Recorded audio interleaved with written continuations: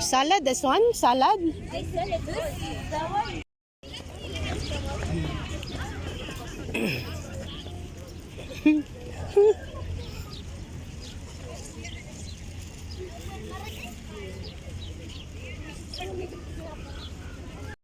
Ayan, sa aming napasyalan, ang dami talagang mga cauliflower, mga lettuce, at iba't ibang mga gulay na pwede mo siyang vegetable salad.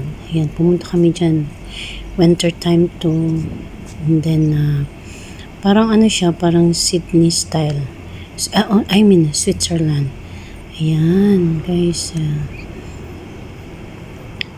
Pinalibot kami ni Amo dyan para makita daw namin yung mga fresh na mga vegetables, fresh na mga bulaklak nila na nakakaiba na mga parang dyan mo lang nakikita. And then meron din sila mga wet market.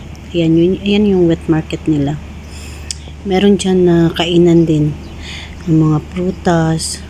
Usually ang mga meron na talaga parang para sa salad. Mga vegetable salad. Yan.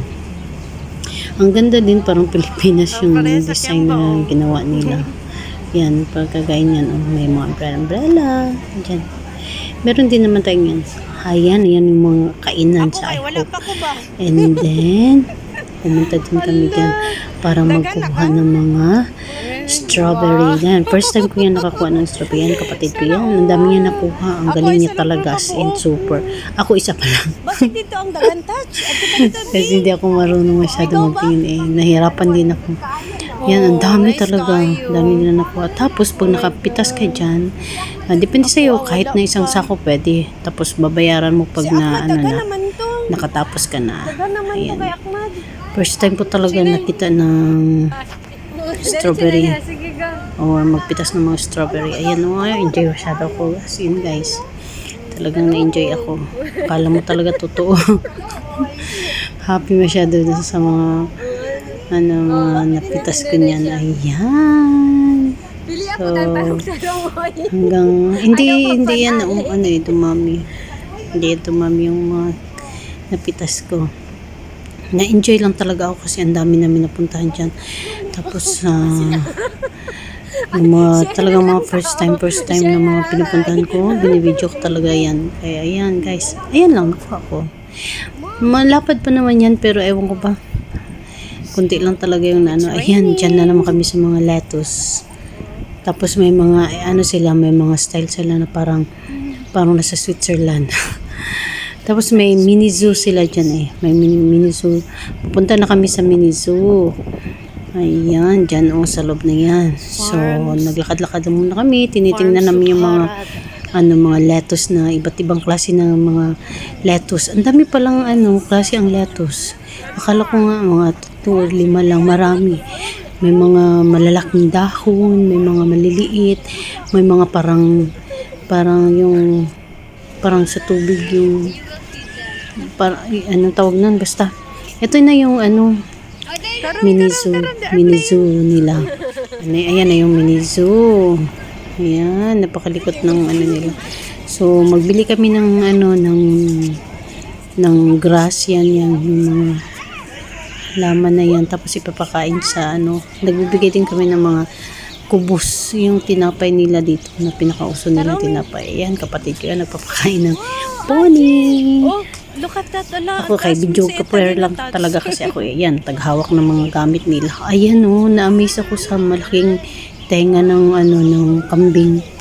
Daw to siya kambing. Pero ang haba ng tenga. Ewan ko ano pala talagang pangalan yan. Ayan yung mga kubo-kubo nila, guys. Diyan sila nakatira. Diyan sila pala natutulog. Ayan, yung mga normal na kambing. Tapos nakakuha din sila ng baka. Baka galing sa New Zealand or Switzerland yan. Yan yung mga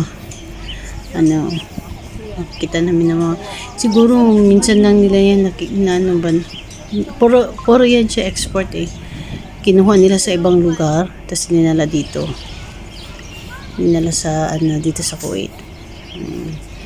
So ayan yung mga hayop, maliit lang siya na area Pero yung mga galing sa ibang bansa to na nilagay nila dito. Pero pag tag-init, wala na ni So, sila pag tanan. tag-init, meron naman kanya-kanyang room yan sila at pag tag-init, may ano din aggressive sila, ito may kaya ang mga aircon. ano, no, hayop, Ayan, no? yung ano, pinakamalaking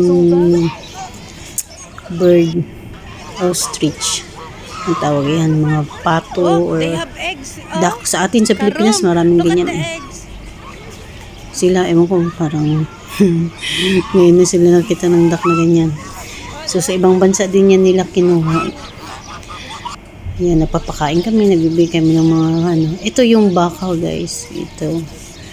Itong cow na to is galing sa Switzerland or, if I'm mistaken, sa Switzerland or sa New Zealand. Ayan.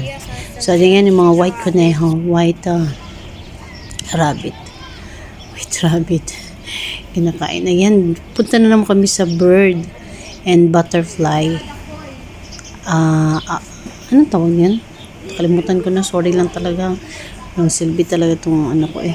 As long na ano kasi nag-video lang ako para meron akong yung parang memories ba namin na pinupuntahan yan. Mga alaga ko yan sila. Napakabait nila. So, syempre, ako lang yung video dito, video doon, ganon lang yung ginagawa ko. Tingnan mo, dubli-dubli pa yung video ko. So, ayan yung mga part na pinupuntahan namin. Na-enjoy talaga yung si Karumi namin. So, hindi pumasok si Amo dyan kasi akala niya kasama namin yung mga butterfly at yung mga ibon. Wala naman. Nakalagay lang naman sila sa isang room talaga. Ayun, nakita kami ng mga iba't ibang uri ng kahoy na galing sa ibang bansa din nila yan kinuha. And then dinala din dito sa Kuwait. And ang ganda talaga dito ng view. Maganda dito pag winter. Pero I don't know ha. Pero naka-aircon yun sila, naka-cover yung lahat ng area na pwede maging may aircon, pwede. Pag tag-init may aircon pala, ganon. So, ayan yung mga nakikita natin ng mga halaman. Ang ganda, parang Pilipinas lang. Parang Pilipinas lang siya. So, nag-entrance kami dito ng tag 800 pesos, I think, gano'n, per head. 800 pesos. Oh.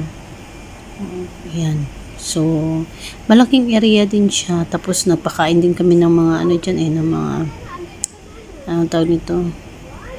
Mga kuy. First time ko din. Ayan, super enjoy din talaga kami dyan. Pero yung mga bata hindi masyado kasi alam mo yun na mga bata mahilig sa gadgets. Pero ayan, in-expose lang ng mga magulang nila para makakita naman ng mga ibang So, ayan guys, umikot lang kami. Umikot. So, pauwi na kami yan. Pabalik na naman kami sa area. So, thank you so much for watching. Sana nabigay ko sa inyo maliit na impormasyon lang.